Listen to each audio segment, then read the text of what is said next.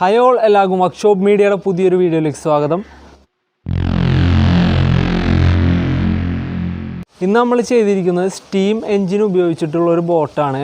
Steam boat എന്ന് പറഞ്ഞു കഴിഞ്ഞാൽ നമ്മൾ ബാക്കി എൻജിനും മോട്ടറൊന്നും ഉപയോഗിക്കാതെ തീ കത്തിച്ച് അതിൻ്റെ ആ ഒരു ഫോഴ്സ് കൊണ്ട് ഓടുന്ന ബോട്ടാണ് നമ്മൾ ഉണ്ടാക്കിയിരിക്കുന്നത്. അപ്പോൾ അതെന്താണെന്നൊക്കെ നമുക്ക് വീഡിയോ കാണുമ്പോൾ ക്ലിയർ ആയിട്ട് അറിയാൻ പറ്റും. അപ്പോൾ ഇത് നമ്മൾ പണ്ട് കാലങ്ങളിലൊക്കെ കപ്പലിലൊക്കെ ഉപയോഗിച്ചിരുന്ന, അതായത് എൻജിൻ ഡീസൽ എൻജിനൊക്കെ വന്നതിന് മുമ്പ് കപ്പലിലൊക്കെ ഉപയോഗിച്ചിരുന്ന ഒരു എനർജിയാണ് ഈ സ്റ്റീം എനർജി എന്ന് പറയുന്നത്. കൽക്കരിയൊക്കെ ഇട്ടിട്ടാണ് പണ്ട് കൽക്കരിയൊക്കെ വെച്ച് ഓടുന്ന ട്രെയിനൊക്കെ നമുക്കറിയാമായിരിക്കും. അപ്പോൾ പണ്ട് കാലങ്ങളിൽ കപ്പലിലൊക്കെ ഉപയോഗിച്ചിരുന്ന ഒരു സിസ്റ്റമാണ് ഈ സ്റ്റീം എൻജിൻ. അതേ സിസ്റ്റം തന്നെ അല്ല നമ്മളിവിടെ ചെയ്തിരിക്കുന്നത്, എന്നാലും അതിൻ്റെ ഒരു ബേസിക് മോഡലാണ് നമ്മളിവിടെ ചെയ്തിരിക്കുന്നത്. അപ്പോൾ നമ്മൾ ഇന്ന് ചെയ്തിരിക്കുന്ന രീതിയിലുള്ള ബോട്ട് പണ്ട് കാലങ്ങളിലൊക്കെ ടോയ്സ് ആയിട്ടൊക്കെ നമുക്ക് വാങ്ങിക്കാൻ കിട്ടുന്നതായിരിക്കും. പണ്ടൊക്കെ കണ്ടിട്ടുണ്ട്, ഇപ്പോൾ അത് കാണാറില്ല. അപ്പോൾ എന്തായാലും അതിൻ്റെ ബാക്കി ഡീറ്റെയിൽസ് നമുക്ക് വീഡിയോ കണ്ടിട്ട് സംസാരിക്കാം. നേരെ വീഡിയോയിൽ പോവാം.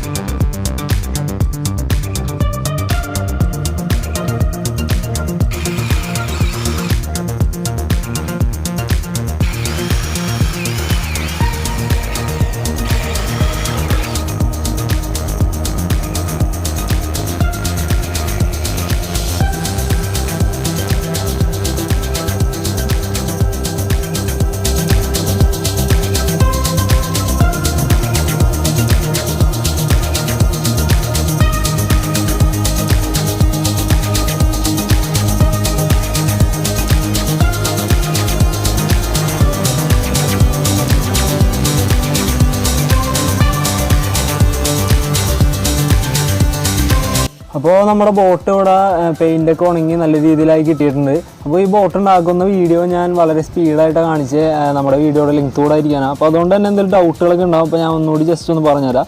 ഇത് നമ്മൾ അലൂമിനിയം ഷീറ്റിലാണ് ഈ ബോട്ട് ഉണ്ടാക്കിയിരിക്കുന്നത്. അലൂമിനിയം ഷീറ്റ് ആവശ്യത്തിന് അളവിൽ കട്ട് ചെയ്തെടുത്ത് മടക്കി എടുത്തിട്ടാണ് ഈ ബോട്ട് ഉണ്ടാക്കിയിരിക്കുന്നത്. അതുപോലെ ഇതിൻ്റെ ജോയിൻറ്റുകളിലൊക്കെ നമ്മൾ വാട്ടർ പ്രൂഫായിട്ട് ഫില്ല് ചെയ്തിരിക്കുന്ന Mseal എന്ന് പറഞ്ഞ പശയാണ് നമുക്ക് കടകളിൽ നിന്ന് വാങ്ങിക്കാൻ കിട്ടുന്ന Mseal എന്ന് പറഞ്ഞ പശയാണ്. കൂടാതെ നമ്മൾ ഇവിടെ ഒരു പാത്രം വെച്ചിരിക്കുന്നത്, അത് സ്റ്റീലിൻ്റെ ഒരു ചെറിയ പാത്രം, കറിയൊക്കെ ഇട്ട് വെക്കാൻ വീട്ടിലേക്ക് ഉപയോഗിക്കുന്ന ചെറിയൊരു പാത്രമാണ്. സ്റ്റീലിൽ തന്നെ എടുക്കണം, വേറെ ഉരുകിപ്പോകുന്ന പാത്രം നിർത്തിയാൽ നമുക്ക് ഇതിൻ്റെ അടിയിൽ തീ കത്തിക്കാനുള്ളതാണ്. അപ്പോൾ ഈ പാത്രത്തിൻ്റെ മൂടിയും നമ്മൾ വെച്ച് Mseal വെച്ചിട്ട് തന്നെ മൂടിയും നല്ല രീതിയിൽ ഒട്ടിച്ച് വെച്ചിട്ടുണ്ട്. കൂടാതെ നമ്മൾ ഈ പാത്രത്തിൻ്റെ രണ്ട് സൈഡിലും ഒരു എർത്ത് ഹോൾ ഇട്ടിട്ട് ഒരു പൈപ്പ് 2 പുറത്തേക്ക് ബോട്ടിൻ്റെ പുറത്തേക്ക് ഇങ്ങനെ ഇട്ടിട്ടുണ്ട്. അപ്പോൾ ഈ പൈപ്പ് എന്ന് പറഞ്ഞാൽ നമുക്ക് സ്ക്രാപ്പിൽ നിന്ന് കിട്ടിയതാണ്. അതായത് AC, ഫ്രിഡ്ജ് എന്ന് തുടങ്ങിയ സാധനങ്ങളിലേക്ക് കംപ്രസറിൽ നിന്ന് ഔട്ടും ഇന്നൊക്കെ പോകുന്ന ഈ പൈപ്പുകളാണ്. ഇത് നമുക്ക് ഫ്ലെക്സിബിളായിട്ട് കുറച്ച് ബലം പിടിച്ചിട്ടാണെങ്കിലും വളച്ചൊക്കെ എടുക്കാൻ പറ്റിയൊരു പൈപ്പാണിത്. അപ്പോൾ ഇതായാലും പ്ലാസ്റ്റിക്കിൻ്റെ പൈപ്പൊന്നും ഉപയോഗിക്കാൻ പറ്റില്ല നമുക്ക്, കാരണം ആവി ഇതിൽ കൂടെയാണ് പോകുന്നത്. അതായത് ഈ ബോട്ടിൻ്റെ വർക്കിംഗ് എന്ന് പറഞ്ഞാൽ നമ്മൾ ഈ പാത്രത്തിൻ്റെ ഉള്ളിലേക്ക് വെള്ളം നിറക്കും. വെള്ളം നിറച്ച് ഇതിൻ്റെ അടിയിൽ തീ വെച്ച് കത്തിക്കുമ്പോൾ ഈ പാത്രത്തിൻ്റെ ഉള്ളിലുണ്ടാകുന്ന ആവി, നീരാവി ഈ 2 പൈപ്പിൽ കൂടെ പുറത്തേക്ക് പോകുമ്പോൾ ഈ 2 പൈപ്പിൻ്റെ അറ്റം വെള്ളത്തിൽ മുങ്ങി കിടക്കുകയായിരിക്കും. അപ്പോൾ ആ ഒരു ഫോഴ്സ് കൊണ്ടാണ് ഈ ബോട്ട് ഓടുന്നത്. അപ്പോൾ അങ്ങനെ കത്തിക്കുന്നതിൻ്റെ ആവശ്യത്തിനായതുകൊണ്ട് നമുക്ക് പ്ലാസ്റ്റിക്കിൻ്റെയും അങ്ങനെ ഉരുക്കി പോകുന്ന പൈപ്പുകളൊന്നും ഉപയോഗിക്കാൻ പറ്റില്ല. അപ്പോൾ അതുകൊണ്ടാണ് ഞാൻ ഇപ്പോൾ ഇത് ഒരു ബ്രാസിൻ്റെ പൈപ്പാണ്, അതായത് ബ്രാസ് അല്ല കോപ്പറിൻ്റെ പൈപ്പാണ്, ചെമ്പ് പൈപ്പാണ് ഉപയോഗിച്ചിരിക്കുന്നത്. അപ്പോൾ നമുക്ക് സ്ക്രാപ്പ് ചെയ്യുന്ന പൈപ്പ് കിട്ടുന്നത്. അപ്പോൾ വേറെ ഒന്നുമില്ല, നമ്മുടെ ബോട്ടിൻ്റെ ഡിസൈൻ അളവുകളൊന്നും ഞാൻ പറയുന്നില്ല, കാരണം അതൊക്കെ നമുക്ക് ഓപ്ഷണലായിട്ട് ഇഷ്ടമുള്ള അളവൊക്കെ എടുക്കാം, അതൊന്നും കുഴപ്പമില്ല. മെയിനായിട്ട് ശ്രദ്ധിക്കാനുള്ളത് Mseal വെച്ചാണ് നമ്മൾ ജോയിൻ്റൊക്കെ ഫില്ല് ചെയ്തിരിക്കുന്നത്.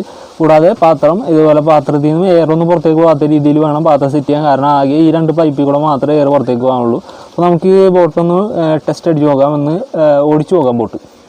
അപ്പോൾ ഞാൻ ആദ്യം പറഞ്ഞ പോലെ തന്നെ നമുക്ക് ഈ പാത്രത്തിലേക്ക് വെള്ളം നിറക്കണം. വെള്ളം നിറക്കാനായിട്ട് നമുക്ക് ഈ പൈപ്പിലൂടെ വെള്ളം നിറക്കാൻ പറ്റുള്ളൂ. ഞാനിപ്പോൾ ഒരു സിറിഞ്ച് വെച്ചിട്ടാണ് വെള്ളം നിറക്കുന്നത്. നമുക്ക് ആ സിറിഞ്ചിൽ വെള്ളം നിറച്ചിട്ട് ഇതിലേക്ക് നിൽക്കി കഴിഞ്ഞാൽ പാത്രത്തിലേക്ക് വെള്ളം നിറയുന്നതായിരിക്കും.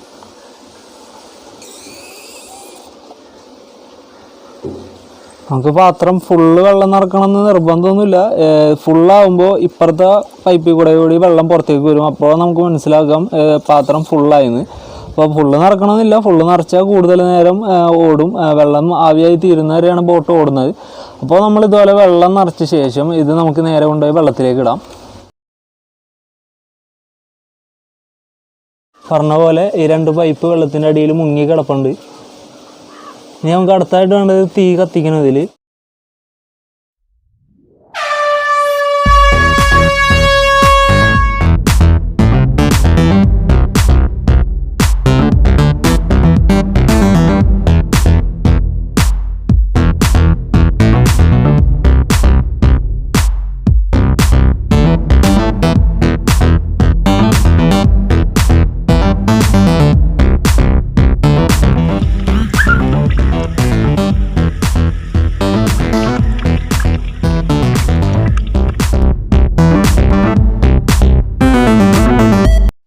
അപ്പോൾ നമ്മളുടെ ഇന്നത്തെ സ്റ്റീം ബോട്ട് എല്ലാവർക്കും ഇഷ്ടപ്പെട്ടു എന്ന് വിചാരിക്കുന്നു. ഇതുപോലെ പുതിയ വീഡിയോകൾക്കായി നിങ്ങൾ എൻ്റെ ചാനലും സബ്സ്ക്രൈബ് ചെയ്തേക്കണം. കൂടാതെ ആ ബെല്ലൈക്കണോട് ക്ലിക്ക് ചെയ്യുകയാണെങ്കിൽ എൻ്റെ വീഡിയോസ് നോട്ടിഫിക്കേഷനായി നിങ്ങൾക്ക് അപ്ലോഡ് ചെയ്യുന്ന സമയത്ത് തന്നെ ലഭിക്കുന്നതായിരിക്കും. അപ്പോൾ എന്തായാലും എന്നെ ഇതുവരെ സപ്പോർട്ട് ചെയ്തതിനും എൻ്റെ ഇന്നത്തെ വീഡിയോ ഫുള്ളായിട്ട് കണ്ടതിനും എല്ലാവർക്കും നന്ദി.